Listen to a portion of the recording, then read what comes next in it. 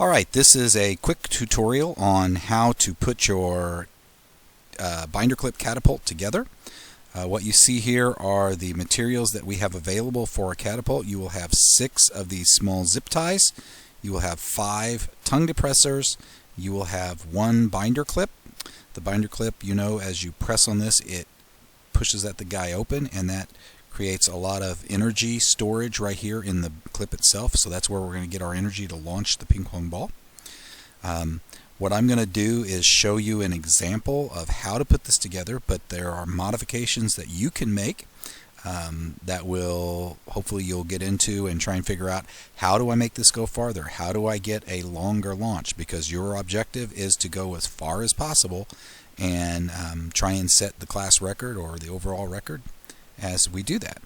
In addition, you'll need a cap and some way to secure the cap to your catapult. And other than that, I believe I'm going to allow one additional piece of material, one other thing, and I'm not going to put here. You can decide what that needs to be. You can decide what you want to use, but you will be allowed one additional item to add to your catapult. So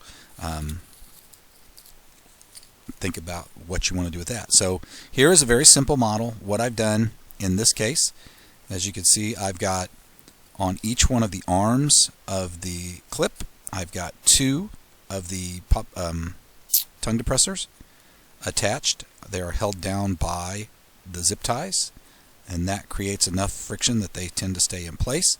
You can move them around and adjust them. If you don't like that, then you got to come up with a way to make them hold more still. On the top edge, I have clipped around here so that we can hold those 2 tongue depressors. That is not a requirement. It's just what I did on this particular version. I've attached my cap up here at the top, and mine happens to be held on with a little bit of hot glue. So the way this works is you're going to make something in such a way that your binder clip catapult sits on the floor like so. The bottom arm then becomes where you hold this guy steady, and then this arm you are going to pull back. You are going to put the ping pong ball in there, and then you're going to release, and it's going to go flying down the hallway. And like I said, your job is to get it as far down the hallway as possible. In this particular version, I've only used 4 of my zip ties. I've only used 4 of the tongue depressors. I have an extra tongue depressor.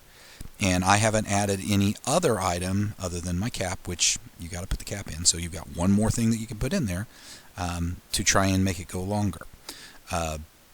Big suggestion is to make one and start testing it. The sooner you get one made and start testing, the more time you have to modify and try and get it to go farther.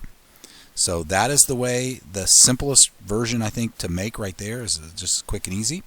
And then you test it and see how far you can get that to launch, and then you start thinking about, what can I do to make it launch further?